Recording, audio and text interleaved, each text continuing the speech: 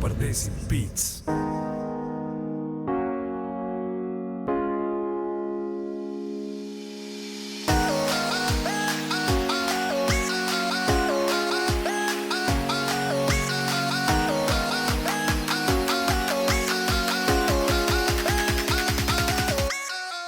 What's up, everybody? You're tuned into Pardesi Beats Unplugged. Welcome in to episode number 12.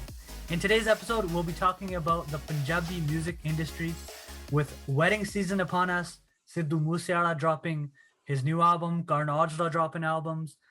We got news this week that Diljit Dosanjh will be dropping a new album, and hopefully in the very near future, we have a Amrinder Gill album dropping as well. We'll be talking about the Punjabi music industry, but more specifically, we'll be talking about the state of the Punjabi music industry and what we think about things that are going on right now. I am M. Tudwal. With me today, we have Simran Kral and the one and only Patwan Singh. How you guys doing? Good. How are you? Pretty good.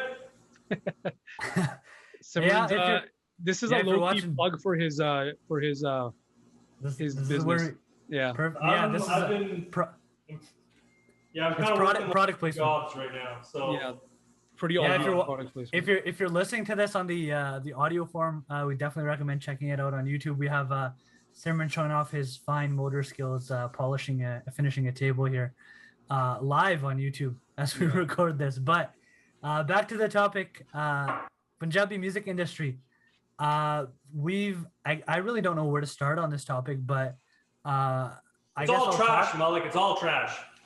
I'm not going to disagree. I think I can help you here, Malik. The thing is, when we grew up, our parents used to be, what kind of trash are you listening to? They used to say things like that, generally speaking. And now we're at an age where we still have a spectrum of age difference between the three of us right now and four of us, if you include Kushi, which kind of fits into your guys' age spectrum. But the thing is, I think we're all in agreement that the state of the industry right now is something that's very questionable. And we kind of want to dive into that and talk about why it is what it is and what it is that is, I guess, concerning, that results in us having to discuss it and talk about it. And Malik, I'll let you take back over here, but I think that's sort of the general principles and ideas, and to provide insight from our own experiences and things like that. Yeah, and I think what Simran said, it's garbage right now. For me, it's so stale. It's so stale right now, and I'm not going to single out any single artist or anything like that, but yeah, one thing that I strongly dislike about the industry is they see one trend and they rinse it, and it's just I grew up with 90s rap. I really appreciate the incorporation of the Western sound into Punjabi music. Oh yeah. But then every song has that same pattern, and there's no creativity there. The other thing I have, me personally as an artist, is the lyrical content. It's either gangster this, gaddi this, gun this, kudi nu edda kar dena, right? It's where I somebody should make a song about a girl saying "Don't touch me" to the guy. Just saying. And the thing is, back in the day, I'm not gonna say there weren't songs like that. In the Monik generation in the 90s and the 2000s, there were gangster songs. Yeah, who cared about women at that point? Kachariyan ch mele lagde. That's a violent song, but there was more to music. There's more creativity lyrically, and everybody had their own kind of unique flair. Now it's I need to release a song. All right, I need to sing about my gangster life. I need to have a gun in the music video. Let me go find a very expensive car that I've never ever sat in my life, and just hype up this fake lifestyle that doesn't really exist or does. And I mean, I might be detached from the younger generations, but that doesn't resonate with me at all. You know what's funny? When I watch some of these videos and I see how operating certain vehicles, the way they're sitting, they at least make it look like you know how you're driving that. Or if you're gonna hold a gun, yeah, hold that correctly too. Look like you've done it before. Yeah, the best is when they hold it like this, and the back of it's up, not even on their shoulder, and that when that gun gets shot, it's gonna come and knock them in the eye, right?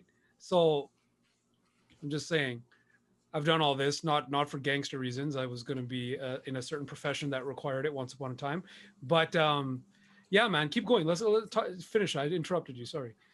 No, and I think that for me, as I grew and listen, like I'll be honest, I don't listen to a lot of Punjabi music anymore just because I'm so Yeah. apathetic to the quality of it.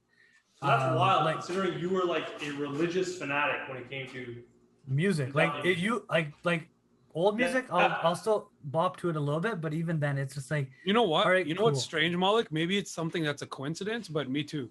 And I know when we were on air, like when we were on the radio side of things, Yeah. just a few months ago, not even 3-4 months ago, we had to do it because it was our job. We had to. But know even the then, lyrics. yeah, I think you touched Yeah, on the a great love for point. it was kind of fizzling, right?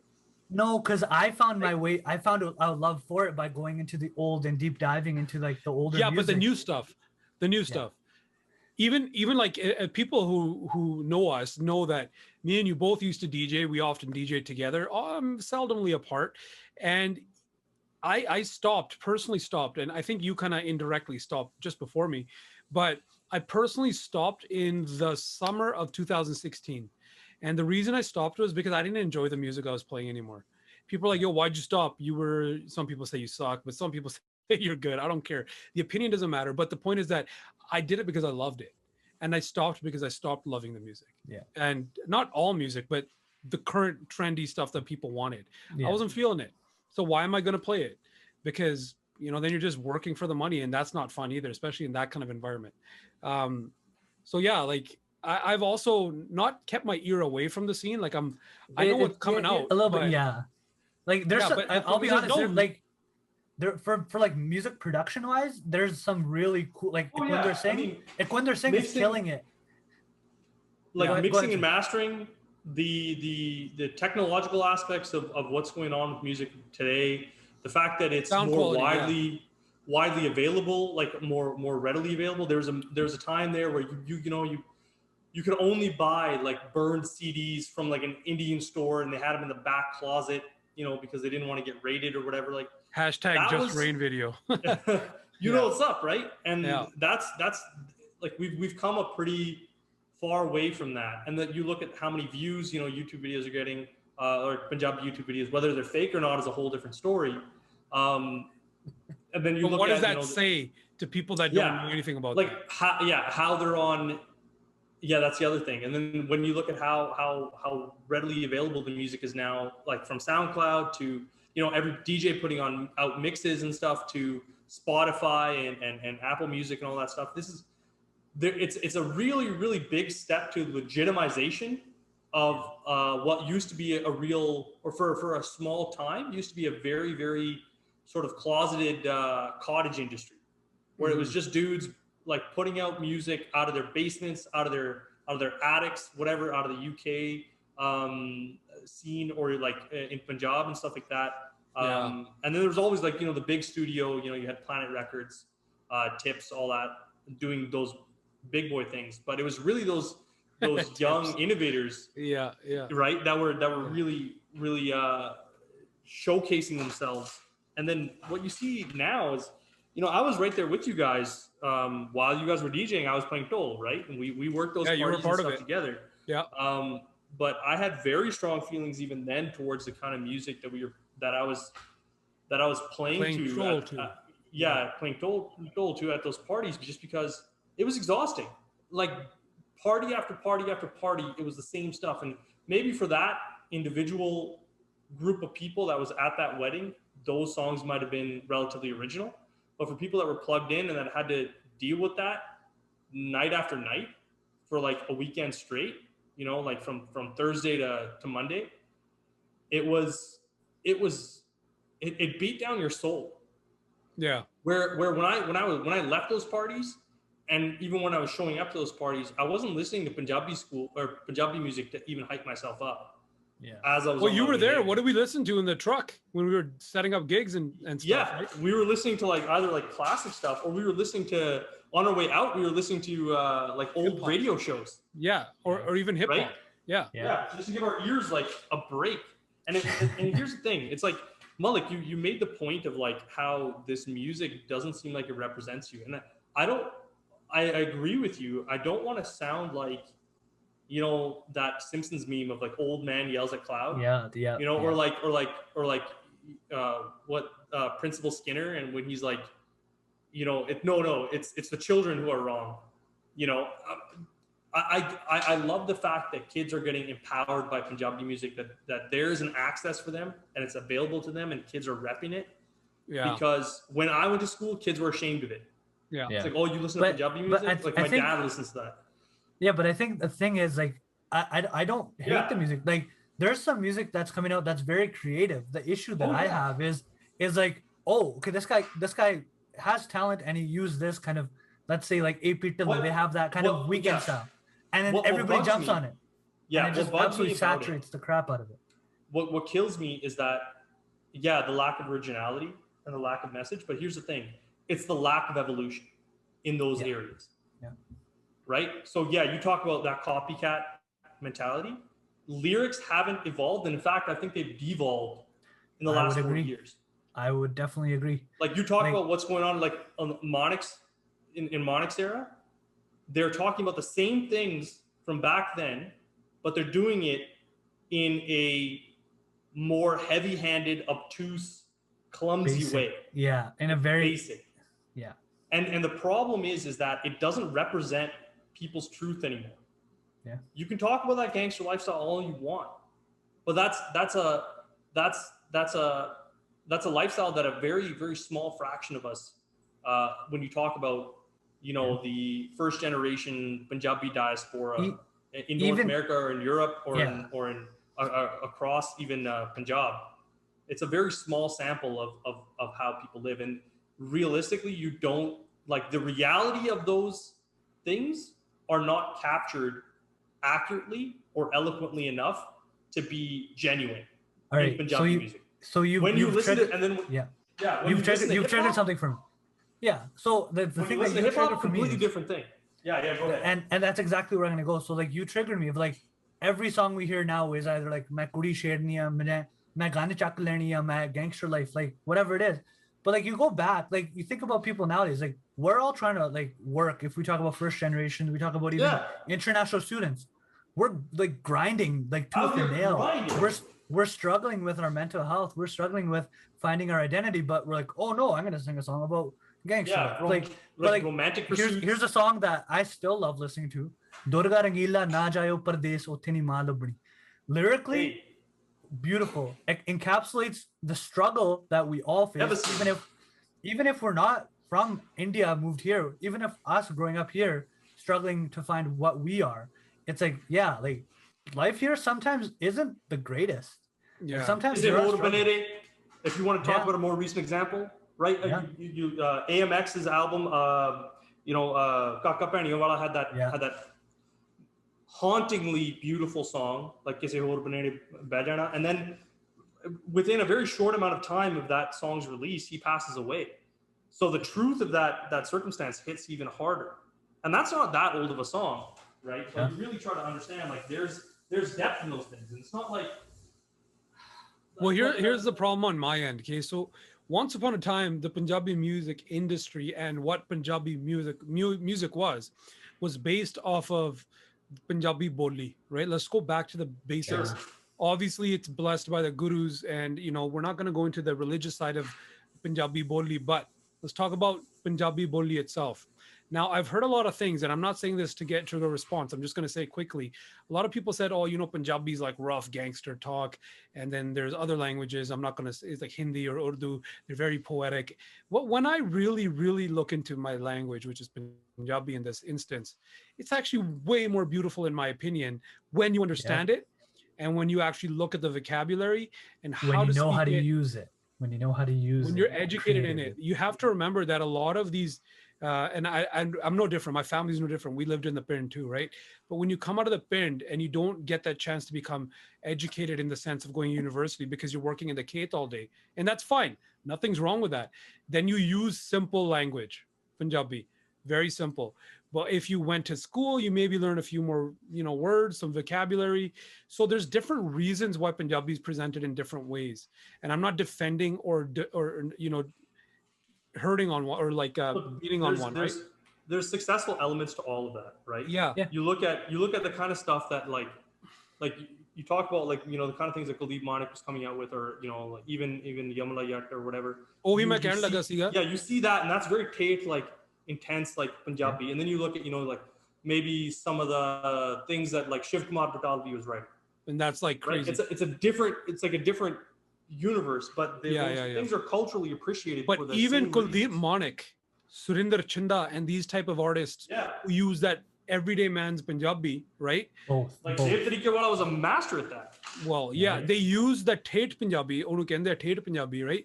They use the Tate Punjabi with different vocabulary. And then you discover, somebody born and raised here, then you discover that Tate Punjabi, in fact, has just as much amazingness to it in the simplicity that like higher end Punjabi vocabulary, Padhi Likhi Punjabi, as they say, has. That simple message that you can say in the pind can trump that paragraph that you can speak in the university, arguably. So that's why I love Punjabi, because it's so crazy. You can say one word like rande or one phrase, and then you could be like nahi mainu nahi changa lag. You can say so many different things, and they have different power. And so Punjabi music now, when you look at the lyrics and the use of the language, it's even dumbing it down, in my opinion, compared to other types of music that include the Punjabi language in it. So I'm talking about mainstream Punjabi music. I'm talking about artists like, and I've played these artists on the radio and stuff, and I'll explain why too, because a lot of people were like, "Oh, you play too much Siddhu Moosewala." There's a reason, and I'll explain that later.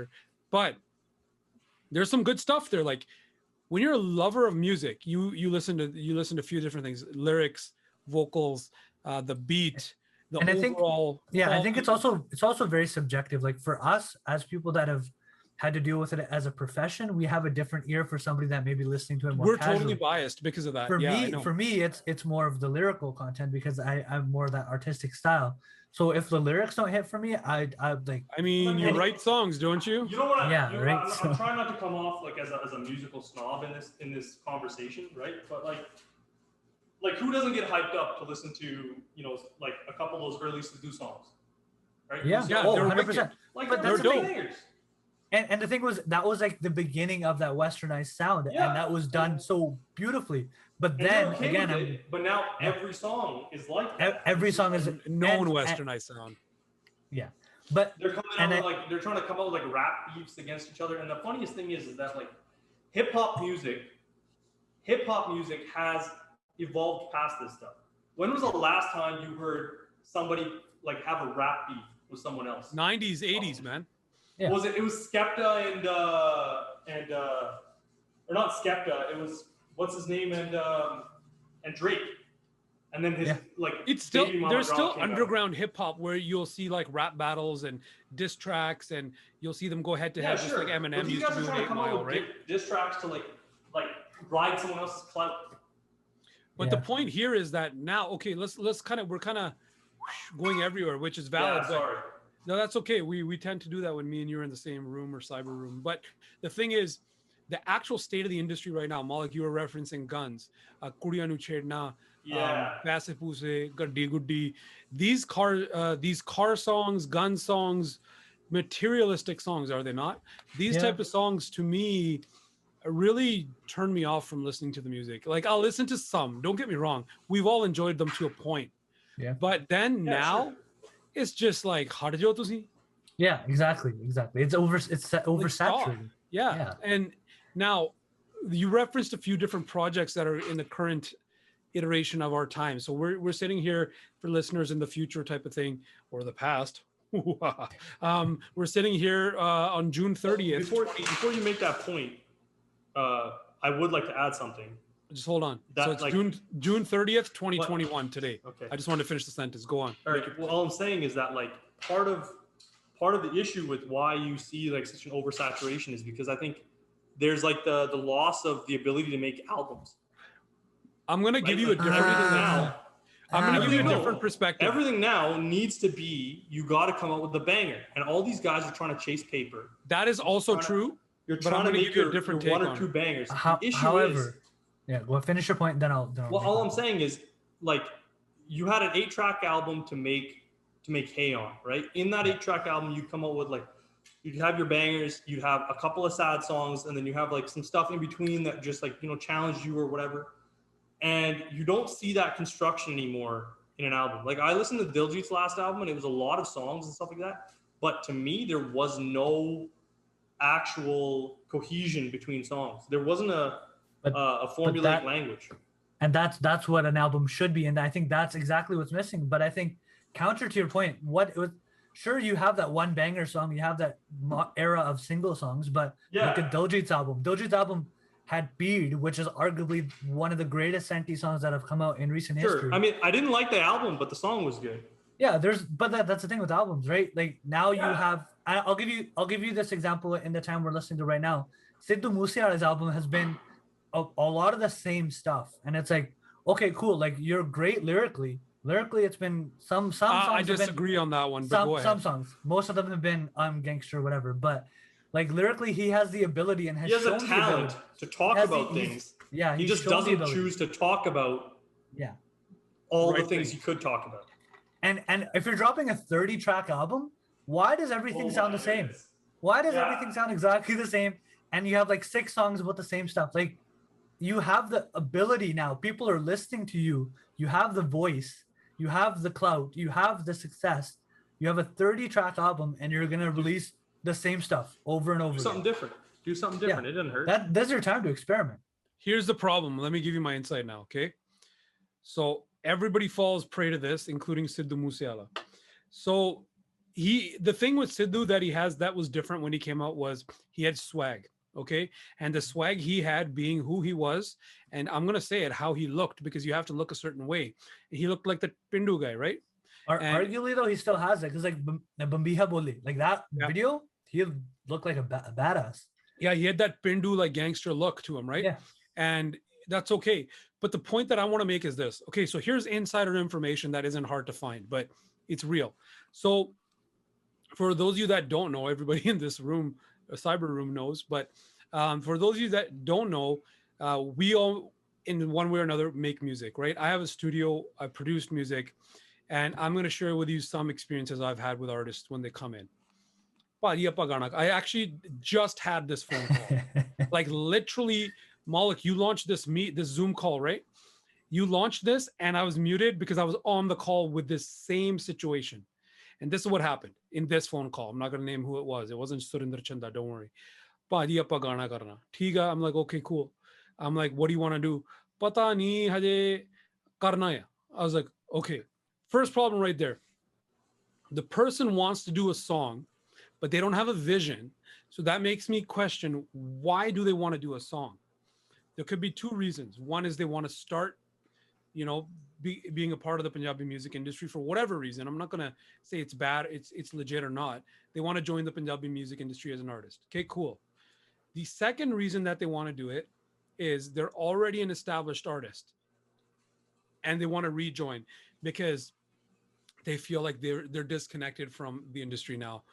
And so I had a call maybe 3 weeks ago from an artist who has music released, who arguably is known. I would rate the industry as A-level artists, B and C. I'll leave it at that. And this person is in between B and C. And they're not a bad artist. They're really talented, but they're just not known for whatever reason, right? And so they call me and they're like, we want to do this. We want to do this. We want to do this. And I'm thinking, here you are, somebody who sounds like, and this won't even, unless somebody's really smart, this won't even expose the artist, but you are like just Bir Jassi, okay? You're that level of an artist, vocal quality, topics, the way you sing and everything is just Bir Jassi-ish, yet you want to make a Karan Aujla Sidhu Mooseewala track. Now imagine just Bir Jassi walking out there to Issa Jat, singing that. Just think about that. I'll give you a song. So I'm gonna say there's a way to do that. Like Jasbir Jassi, unreal vocalist. He came out with a song a while ago called Dubbi. Yep. Sick. Right? Like he showed his vocal range in that, but it was also very Western. It was that heavy bass. Like there's ways to do it. I was listening to that. You remember that? I know track. It's wicked. We used to cruise in the truck, listen to that. But in the same vein, like look at Prophecy. You won't like you'll see Prophecy do a gangster song, but in his own flair, right? Like he has his way of doing. He knows how to stay in Yadkar, rumors, right? Like he knows his style, and he knows Bro, like shout out to Prophecy, who we know. But the funniest thing with Prophecy, and I know him, so forgive me if you're listening. I won't say his real name, but the funniest thing is one song. He's like, I forgot what it was. It wasn't maybe not the exact words, but he's like, "Appa chaka denge." Somebody's messing with a girl. I'll take care of them. I just started laughing because I was just like, he's gonna have a hard time picking up anything. so yeah, that's the other thing. There's certain artists. Well, like 95 pounds. Okay, so No, if you Sidhu did gym Moosewala for a walks while. in, he's on screen, he's like, "Yo, I'm gonna mess this guy up." I'll believe it because he probably could. Okay, but now but at the same time, Sidhu Moosewala sings the Senti song with that emotion. Yeah, It's that's all believable. good. I'm fine with that. some of I that think- flies, Fin- but finish your point. the point is that they come in and they want to be something that's relevant and prominent in a certain spectrum, but they don't realize sing on B, Malik. They don't realize that their talent is actually really, really well suited for this, and this. But then they're over here trying to do this. And I'm like, dude, first and foremost, you have to understand what you are as a tool. When I say tool, I don't mean like you're a tool. I mean like your vocals, they are a tool that you use, your vocal cords. So what can you create as an artist? Does it even go over here? No, right? So if Simran's making that table right now, he's not going to go to some like, he's going to take that and make it into, an artistic piece of furniture, and he's going to sell it that way, or maybe he's keeping it for, I don't know what you're doing with it, but you get what I'm saying. But he has that vision, and he knows where that's going. So he has that path that he's on, right? Whereas if I'm just like, I don't have a path, I'm going to end up wherever. And that's the problem. I think you touched on it right there, is just like the need for there to be an actual cohesive vision, because there's talent, and then there's drive, and then there's sort of like the direction in which that drive and talent need to be focused. So and if I was I think right now the push is always to be popular, and it's not to be an artist. An artist. Yeah. And the point that I want to make, good. It's not even good. These guys don't. Popular. That's just it. They don't want to be good. They want to be cool, and popular being cool. So they want to get the quickest way to the top and put the least work in. And also arguably some will and some won't want to spend anything on it. Right. So the problem is their motives and their goals. Now I'm going to go into the past, into a thinking that is, I would argue, almost lost, if not gone, from the Punjabi music industry. It's very rare. And this is Ustad Daniya Galla. Okay. So these are like the teachers of teachers would teach these things. You'll see, I'll give you somebody that's popular, Master Salim. His dad, Ustad Puran Shah Koti, he's not out there doing crazy like limelight stuff. But anybody who knows who he is, I'm not talking about Salim, I'm only talking about his dad right now. Anybody who knows who knows who he is will be like respect, straight up respect. Yeah. And he's taught so many popular people. I can't even name them all. I'd already named one today. But the thing is, that type of artist definitely wants to be successful, definitely wants to feed their family and have finances be okay based off of their art. But they're not chasing certain things because their values are from a different time. And their values aren't that be popular, be cool. Their values are do your art correctly, sing the right thing, know how to use your tools that you have, right? And use them well and do good things for the universe, pretty much. And I'm gonna piggyback on that a little bit. And like you talked about the popularity of modern day artists, the era of live singing to like a live band, okay, I agree it's not as prominent. One of the most fun times on stage is when you're singing with a live band. But the popularity piece now is like, sure, if you want to throw on your track and sing it to the music because you're in a club environment or you're in a younger environment, that's all great. But if you're a true artist, like what satisfaction do you get of just miming the lyrics, right? Like that's your masterpiece that you put out there. At least like do a vocal reduction track or do like an instrumental track so you can sing it live and show your actual tools, your actual skills. Like I feel I don't understand that. Here's one thing. Well. There's singers, and I think people are scared, and they're scared because of this. And now I've seen a variety. I'm talking like top of the top A-level artists in my studio to people who don't know anything, and I don't even realize how I let them in there. Okay, so that's sort of you're not in the bottom category. Trust me. I'll give you some. I will tell some stories during this podcast, guys, and I will call people out without calling them. Yeah, talk your shit. I'm gonna be saying it all today within the time we have. But you'll get these guys coming in, and they're gonna come in there A-level artists, and they're gonna do their thing, right? One take, in, out. That's it. In and out. Now they can do that on stage. Now, shout out to our local singer Binder Bajwa. Okay, he came into my studio one day. This is an old prani gal hai thodi ji, but we had a song. I had a beat. I was like, "Yo, Binder, what can you do to this?" He belts out a whole song. It's a cover song, mind you, but he belts it out in one take. I did not need to call. I did call him back for second vocals, but I didn't need them. I did that to fill the space, right? I did them for like different type of vocal layering and stuff, but he didn't need to come back.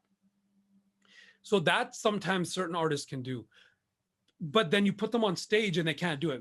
By the way, Binder could do it on stage. Yeah. But there's artists that'll come into my studio. They're like, "Paji, tusi cut paste kar do, edit kar do, auto tune la do, kar do." I'm like, dude, man, like this is. But then what's the art, right? Like if you're an art, I'm if you're the a artist, then right? if you're a painter, if you're a woodworker, you're not gonna like, oh, I'm gonna like, if I tried to make a table, it would be an absolute catastrophe because I know that's not my skill. That's not a tool that I have.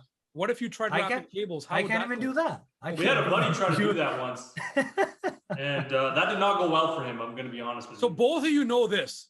I'll say this: art is subjective, but art comes in the simplest thing as wrapping cables, even, right? But if you want to be a vocalist, if you're a vocalist and you can't project your vocals in any, like, I understand you'll have bad days, you'll have bad performances. You're not much of a vocalist then. Yeah, but if you're not like, much, okay, so I touched on this before, and I'm gonna go off, and people are gonna hate this, and that's fine because this is an opinion. But we went to a Mickey Singh concert. Malik, you remember this?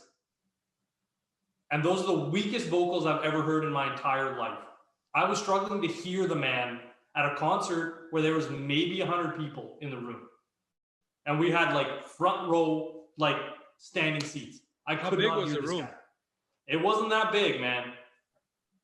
Wasn't that big.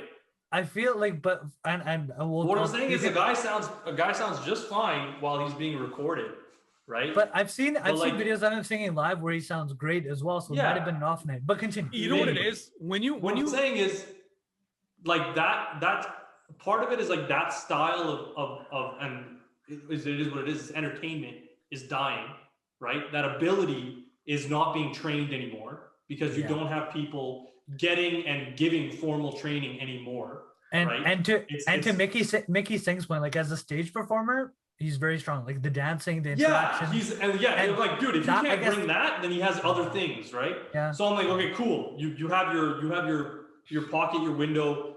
Things are working for you, and you know who you are. But just to give Mickey Singh a little break here, like just to give him give him some credit, he's not a folk Punjabi singer. He's an urban Punjabi singer, and those type of singers, they sing lower. They're not there to project.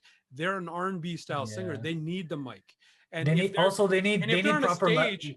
What if the sound guy was shit? Or if it was just there could have been any number of situations that contributed to all of this. But what I'm saying is that you're not getting that because it's not a focus of today's artists.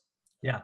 Right. Yeah. Not so much that, hey, this is a thing that's being lost. So it's like it's not an avenue that's people aren't asking for it and people aren't giving it anymore. So one of the big problems that I'm seeing right now, it's coming up in our discussion, and I was thinking about this before we did our show. The biggest problem in Punjabi music, okay, I'm comparing this to English music. Now think about that for a second, is that Punjabi music itself is considered a genre, whereas English music is not considered a genre because it's in the English language. You have hip hop, you have country, you got whatever the hell you have. But why doesn't Punjabi music, and it secretly does, we all know this, but why is Punjabi music judged as a general, whereas, there's folk, Bhangra. There's actually Bhangra and folk are different, to be real with you. But there's folk, there's Bhangra, there's Kavishri, there's Dharmak, there is urban now. There's all these varieties of genres or subgenres of Punjabi music. Even if you go into Senti, there's like There's traditional Senti, there's romantic, there's modern, Pyar wale gaane. yeah, there's modern Senti, there's like And then Go you ahead. got stuff that Senti Gane that some artists like to do on toll beats, Satya and stuff like that, which is like, but okay, it works. But you know what I mean? The thing is, I think the biggest problem is, firstly, that there's no subgenres that are associated with Punjabi music. It's just considered one thing, which is a problem. Because people harshly judge based on the general genre. Eh Punjabi nahi galt, eh Punjabi galt, eh nahi badhiya Punjabi bolda ja gaunda. Nal de naal eh nahi Punjabi music. So you have all these things that people say due to that. But here's the thing: there's core elements, I think, within that over enveloping sort of category of Punjabi music that makes that has been constant throughout, right? That we don't expect to change, right? Or we haven't asked for it to change, right? There hasn't been any kind of demand for it to change. And then there's all of these other things that remain untouched, right? That we, as a larger population, have been asking for that change. Or maybe it's not large enough. But what I'm thinking of is like the messaging around how we talk about women, the messaging around how we talk about alcoholism and domestic abuse and you know, criminal activity and the promotion of gang life, and like all of these things have all seen their own little epidemics across North America or across Europe and across Punjab. And instead of acknowledging art as a sort of observation of life, these things have been sort of in the opposite direction, have been feeding the overarching tendencies and the abilities, or how I should say, the behaviors of our communities. It's more so indoctrinating people than it is sort of allowing them to find some form of self-expression. And I'm gonna go to an era that we talk about a lot, is with the hip hop music. Right? Hip hop music in the '90s came up because of they wanted those changes. Yeah, you wanted some element of self-expression. And it was in black very music. Oppressed community that wanted to be able to express themselves. But now it comes out in that music. There's that deep, intense struggle. Yeah. Here's the thing, though, guys. Like, I know there's so many different avenues we can take and thoughts that are popping up in our brains, but I think the main premise for us was in the Punjabi music, whichever genre you're talking about. I think right now I would call it pop Punjabi music, the popular stuff, which verges on Western hip hop, West Coast hip hop to be very specific. I think the problem lies now in the sort of message that's being sent in the music, not necessarily the type or subgenres of Punjabi music, but what's being portrayed, who's watching it, what is it normalizing, what ideas is it sort of allowing to exist that potentially are negative for society, or, you know, negative for impressionable people. I mean, hey, it's a slippery slope. You don't want to be so intense about it that you're censored. Yeah, but like, of course, right? But like, there's no like, I'm gonna shout out Jesus. Like, I don't need it. Yeah, with his last album, he had a song about suicide. When is the last time you heard any Punjabi song about mental health? Right, like, there's Gurdas Man, but whatever you think about him has done it, and there's a few others. But you're right. So limited, it's been a long right? time. Like, sure, you do your gangster songs, like I said earlier, like Kacheriyan Ch Mele Lagde. You had songs where like Kuldeep Manak, Dushman Naal Panga Liye. Like, those songs existed in those times, and sure, fine, they're good. But like, there's also more to art. Like if you're struggling with something in your life and you're a lyricist or you're a musician, like, write about it. And like, look at English music. Not all of it's like, yo, I'm a gangster, right? But can I say something here? Very valid point. I know you guys will agree with me, but let me say it first. The thing is, me, you, Simran, right? We're all born here. And our perspective is of being Canadian. We've been Canadian from the second we popped out, right? And, you know, that's another topic we're going to talk about next week. So low-key shout out being Canadian. But the thing is, we're born and raised in the West. We grew up with all aspects of influence in terms of music, English, Western music, Punjabi music, everything, Bollywood too, right?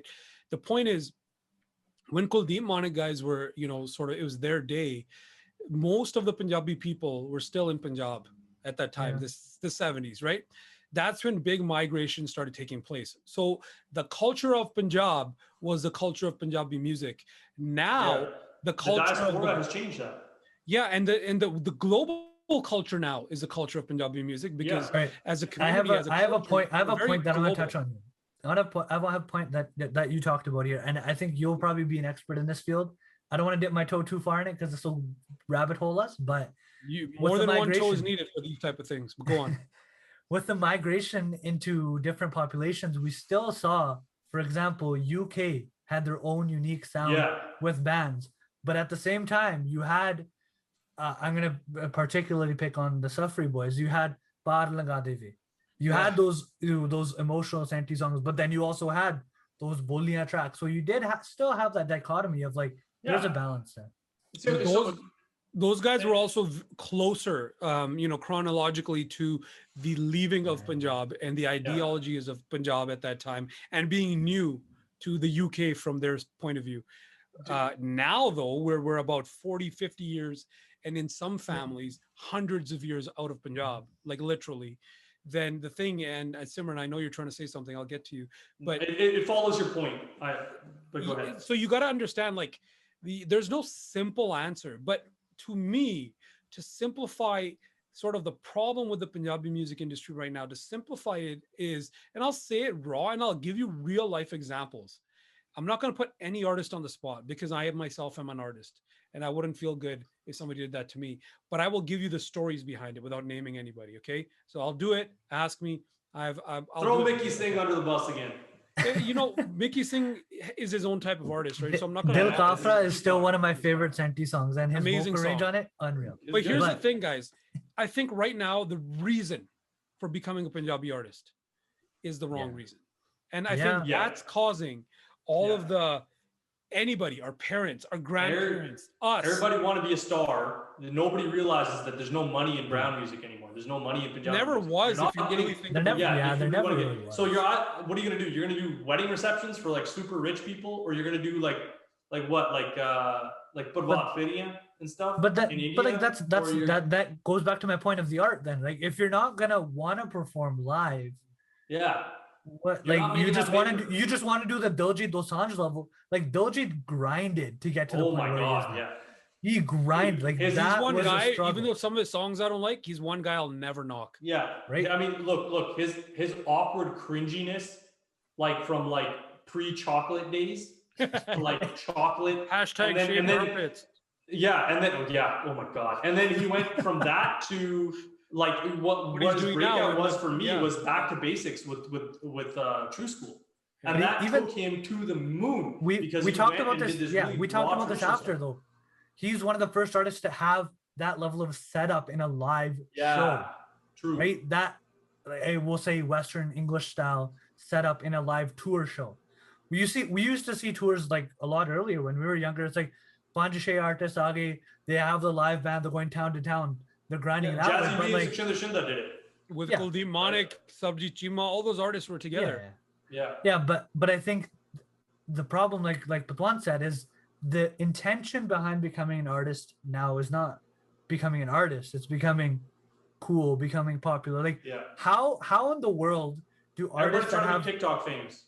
Yeah, exactly. How in the world does somebody that has less than 10K followers as an artist get 100 million views? Yeah. Like, it doesn't logically make sense. So here's the thing, Simran, I'm going to give you a chance. I know you want to say a couple of things. I can see you in your thinking process. But the thing is, it's all about I think what we're discovering as we're talking is the reason to do music right now is wrong, in my opinion. Well, debatable, but the general reason why the thing that people are chasing, let's be correct, the thing that people are chasing by putting out music is questionable. And it's affecting the messaging in the music. That's just it. Like, I'm watching, okay, as an artist, as a sound engineer and music producer combined, I listen to some of the songs on one of these big popular mixtape albums that are supposed to be out right now. Just replace the word mix with something else, you'll get it. And I was just like, what the am I listening to here? Because like I that album is so hyped. And it's like, okay, something good might come out of this because this artist has collectively with the other artists created good stuff before. And I listened to it and there was some cool stuff. Like I respect some of the music that was being made by a fellow Canadian, but the lyrics and the vocals were just like, what the dude, what do you like? I'd rather be out there listening to a cowboy in Wetaskiwin, driving a squeaky pickup truck, singing some like country song. I honestly would find more value in that. Say that again, Simran. I said you're literally describing my weekend. Yeah, like, that's my dream, actually, to be very honest with you. But shout out to Himmat Singh. You might hear him crying. But the point I was going to make, Pat, was like that intent is coming across in the music that they're making. It's being shown in the messaging of the music, where it's not about actually making art and actually exploring values and struggles and all of these things. It's about how many cliche items can I drop into this song, into this album? How many hashtags and catchphrases can I put in here that'll pick me off? And we've seen it when you know this too. You showed me lyrics. You were like, hey, let's record something. Here's a bunch of lyrics. And I'm like, why does there need to be 5 or 6 English words in this Punjabi song that could be easily replaced? But the best part is now our standards are so low. We see a song about like, and like we're like, oh, there's never been a song on this one specific thing. This is such a sick song, but lyrically it's the same. They just highlighted like, a different word. You want to take any Punjabi word in any Punjabi song and you want to replace it with an English word, and all of a sudden that English word becomes a title of the song, and that somehow is supposed to be what makes it amazing. Diljit came out with GOAT, greatest of all time. Then there was like 7 to 10. Oh, I'm the GOAT. I'm the GOAT. Right? It's like and that's the same thing. Beyond that, the shout out to the old Put the Jattan De song. Put the Jattan De belong the GOAT. That should be answered. But what I'm sort of trying to say is, it reeks of privilege, and we touched on this earlier. That like this sort of these songs don't address like, if you want to talk about all that gang life and all that, and you don't belong to that lifestyle, and you don't actually live that, you don't live those struggles, all it does is it reeks of privilege, where you're not actually addressing struggles, you're just posing. You can say whatever you want, you can do whatever you want. Like today, and to get the lives that we have today, like we can acknowledge that our parents struggle where they are to get to where they are. And we have a different struggle to establish ourselves as first generation Canadians, or like landed immigrants, you're students, or you're in Punjab and you have those struggles, right? There's a bevy of stuff going on out there right now with COVID, with the government, with farmers protests that are still happening, right? You have people touching on that stuff, but at the same time, why? The things that we want, why? It's because, we need some clout right now. And that's all it smells like, is everybody's trying to chase clout. And you can see it in social media today, is where you see people on TikTok, people on Insta or Twitter or whatever, everybody's trying to chase clout. And that's the problem. You're not there making music or making art or doing something because it's your passion. Right? You're doing it to get to a certain number of views. Yeah, so you're kind of cake. Let's talk a little bit about behind the scenes with these artists, and I kind of want to give some insight as to what I see before those type of videos come out, or attempted videos come out. Hit it up. So Malik, I mean, let's be just transparent here. It's even though we low key say it, there's no denying, me and you, including Simran, he's been there for a lot of those sessions. We've spent time working together as a producer and singer, lyricist, composers, everything together, just me, you, and our friends, including Simran, who have been in the studio with us, right? We've experienced this many times, and whether you want to say it or not, I'll say it. The thing is, like, we've spent a lot of time doing this, And I think even with 1 or 2 projects, even the 4 or 5 projects of which people only probably heard one and maybe a quarter being that one Stite Up while you sang and performed, right? But people have only heard like a trickle of what we've actually done and kind of still are working on conceptually. But the point that I'm trying to make is usually as a producer, when I see a singer come into the studio, right? I'm not there for any, like when a singer approaches me, I have no reason to be doing anything. So if I get a call from a singer as a producer, they like my music, let's say, or whatever reason they came to me, maybe I'm cheaper than Prophecy down the highway, right? I don't know, right? The point is they come to me for a reason. And it's an ends to a means, regardless of if they like me or if they just need something. And they come to me and they're like, we want to do this. We want to make this song. We want to do this and this. First and foremost, how much are you going to charge? The typical Punjabi conversation about costs. I'll give them my cost. Nowadays, I'm not hearing a lot of, oh, but I'm not hearing that. I'm hearing more like, okay, we'll let you know. But what will you do in that? Will you do everything under the moon in that? And all these sort of things. Okay, get past all that, okay? Let's say we're working on the project. The singer's in the studio, taking selfies in the vocal booth. Paji sada photo khej do, baro. Appan booth vi aave, mic vi aave. They want the booth. They want a picture of them in the booth with a mic, looking at lyrics. And literally when I'm like, all right, whatever, I'll take your picture. I should be like, yo, to take a picture in my studio, I also charge a portrait studio fee, right? But whatever. I mean, literally, you can go to Bryan Adams' studio, the Warehouse Studio in Vancouver, and do photo shoots there, and he charges for that. Yeah. Like, it's not a prop. It's not a background. Yeah, like, are you here to work or pose for selfies? Which is another sort of discussion about, things today. And dude, there is a struggle there for me as well. If I can just interject, is just go for it. When I'm in the shop and you guys are a part of this space right now, is that I'm working, right? Is like for me to stop my process, and it sounds so. No, I know exactly what you're gonna say. It sounds so stuffy, even just to say like process. But like if I'm in my workflow and I'm trying to grind, right, and I'm trying to make sure I don't get distracted. If I stop for a second and pull out my phone and start videoing what I'm doing, right, I'm completely off. Oh, yeah. And maybe that's just like my attention deficit or whatever. But like the next 20 minutes, I'm looking at memes, right? Or like whatever. It's like at some point, what you do in the space takes away real, from, true. Like, doesn't matter. You have to, and then that's the other thing is like you have to grind on that other side of social media to make sure that you're at least relevant. And that you're putting stuff out there that people are actually able to see. Yeah, that's another layer. It's a double-edged sword. It's a double-edged sword. But here's the thing: when you're in your sort of process, right? You're in the flow. That's sort of the artist side of you coming out. That's the art. And Malik, how many times were we working on our song that one time, and we realized it's like 8 hours later, 9 hours later, and we're both like starving. Or we've listened to so many sonic frequencies.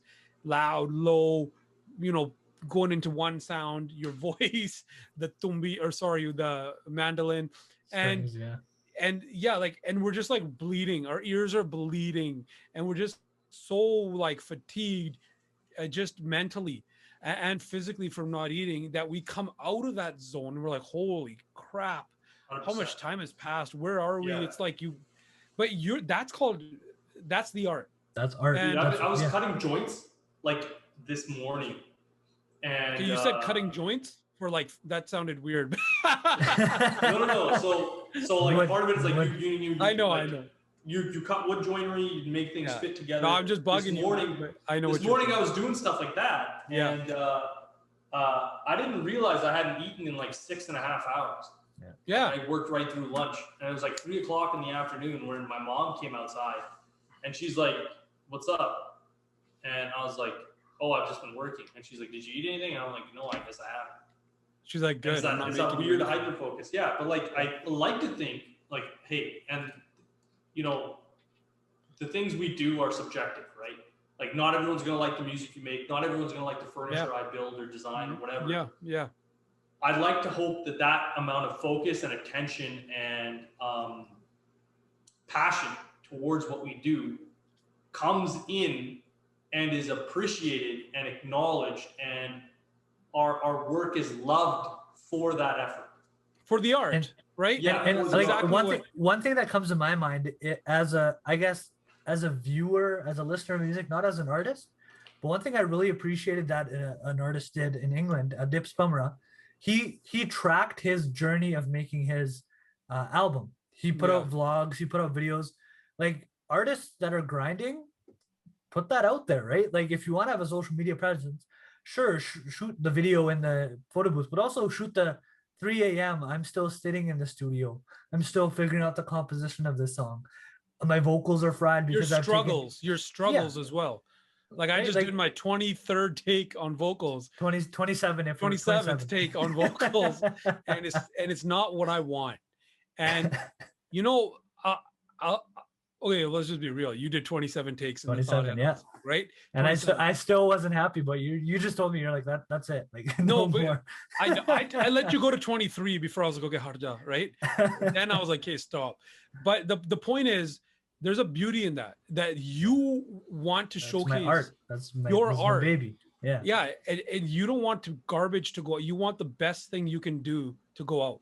Now, when me and you sit there and we listen to it, I know when it pops up on shuffle in my truck, I'm like, I listen to it. And I'm like, yo, I'm happy with what I made at that time. Yeah. Could I have been better? Knowing what I know now, perhaps. Sure, yeah. But for where we were in our lives and artistic journey at that time, we did a good job.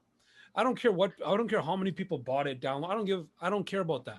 Because to me, it's like I just looked it up. We're at 7K views. Can I have a cake for that? Can we cut a cake on for Instagram real? Live? That's awesome.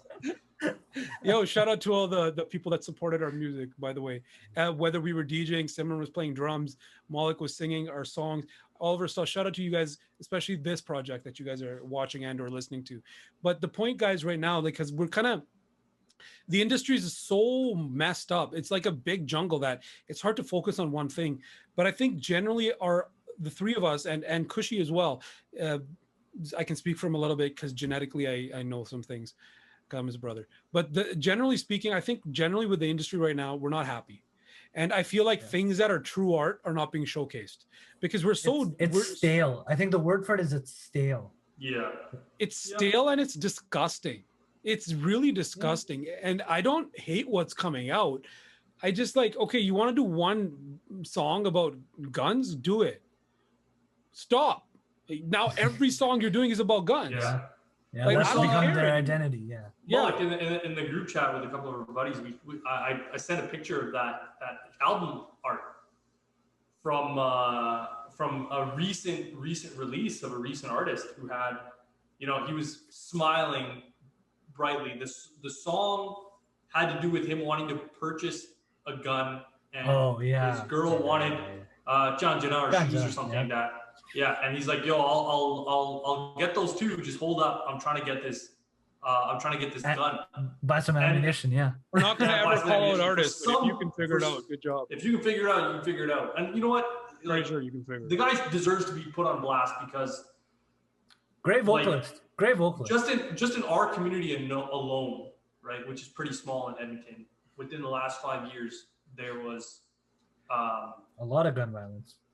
Not just a lot of gun violence, but an incident where someone we knew was murdered by her spouse with a firearm in the Punjabi community. And then this guy's got a gun. He's got his arm wrapped around this girl and he's got a gun to her head. And he's smiling. And she's like looking at him like slightly uncomfortable. But I was looking at that entire thing, like somebody sat there and they must have done multiple different poses.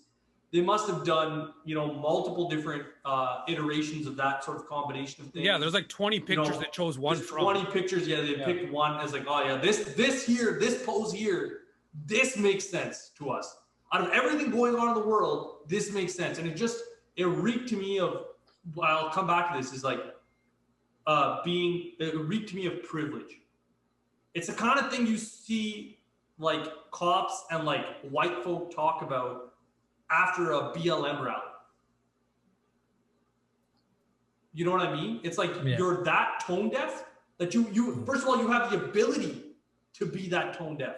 You have the privilege to be that tone deaf. that you can do that. And then you have the ability to keep putting out stuff because you have the money to do it.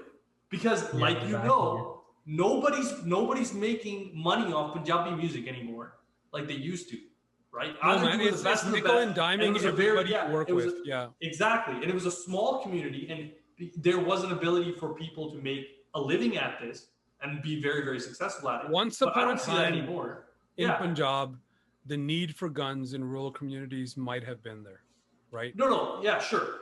Now it's things that happened there. But like it hasn't evolved. It hasn't evolved. Yeah. Yeah, that's what I mean. It's like things haven't evolved to show the actual reality of our circumstances, whether they're here or whether they're there. And I'm sure there are people that live in rural communities in Punjab and stuff like that feel the need that I need an over-under shotgun, or hey, I need a revolver. But that's the thing, right? Like there's a place for this type of music. There's a truth in those things. There's a place, but not every other song is it's every other song is the same topic. Yeah. Like the haphazard promotion of it is the other thing. It's just like you're not going to address any kind of honesty in any of this. It's like, Punjabi music, I love it because it's a celebration of so many wonderful things. We express it in our clothes, in our personal styles, in our like wedding traditions, in our other cultural traditions, our events, and yet you can't celebrate these things so freely without also acknowledging the responsibility you have as someone who's there was a time, do you remember, it was only a few years ago, it was like a wedding reception or something in India, Punjab, and in Punjab, depending where you are, you'll just take revolvers or like rifles to the wedding, and they're just shooting at it, and they shot somebody, and they shot like somebody, like I think it was one the groom or bride actually. And like the thing is, our culture has a lot of questionable things.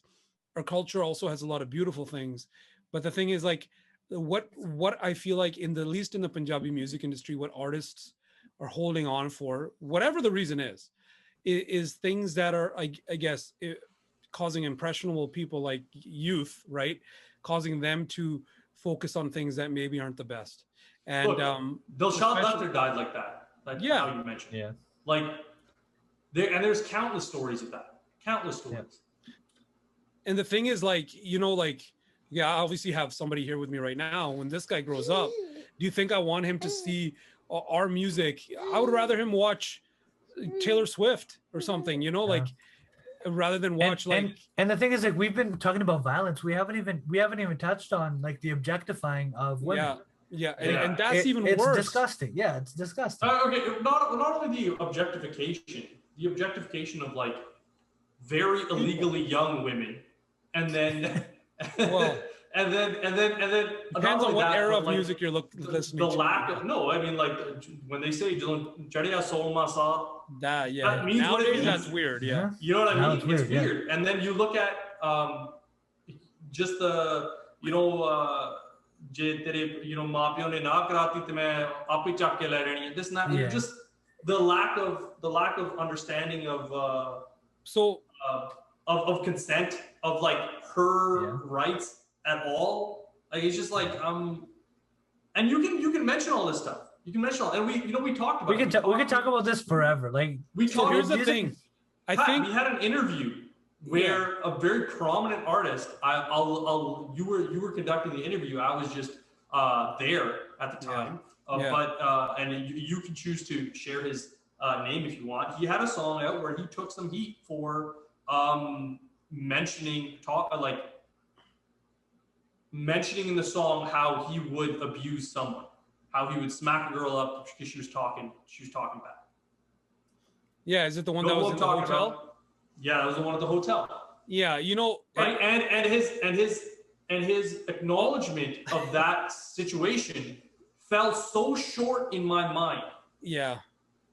It was so disappointing. He had an opportunity to make a very clear comment. I'm not condoning this. Yeah.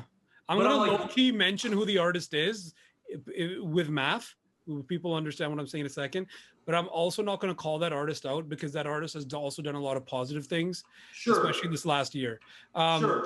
But I'm gonna. I think for other things though. For other things, of course. You can be right about one thing and be wrong about another. Yes, true, very valid.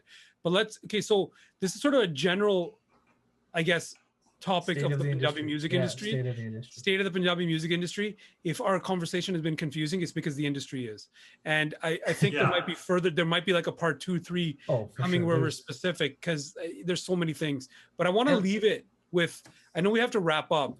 So Simran, here's where I'm going to give you a little shout out to what you said, but I'm going to hopefully leave it with a quote from one of the legends. Okay. It's a little bit of a story. There was an interview and Ustad Kuldeep Manik was being interviewed by a TV personality from Punjab. I'm sure we've all seen the interview. I forgot his name. I've referenced it before, especially with Malik on Pardesi Beats I have, right? On our radio show. But the interviewer asked, the interviewer said, like, why is this garbage music coming out? And this is in the 90s or early 2000s. Yeah, literally, yeah.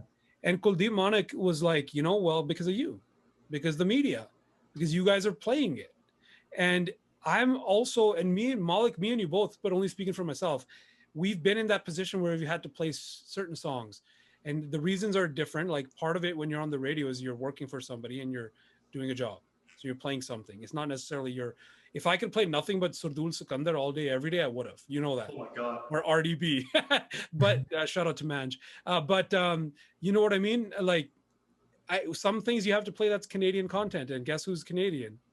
Some of these major artists right now that are not the best role models, but very popular. So here's what Kuldeep Manik Saab said. He said, but you guys are playing this stuff. What do you expect? That's why it's going out there. And there's another saying, Malik, you mentioned. Yeah. He mentioned that's Likhariya ne likhta te assi gata. Right? He mentioned that in a few of his songs too, right? So yeah, and that was when he was a little bit younger.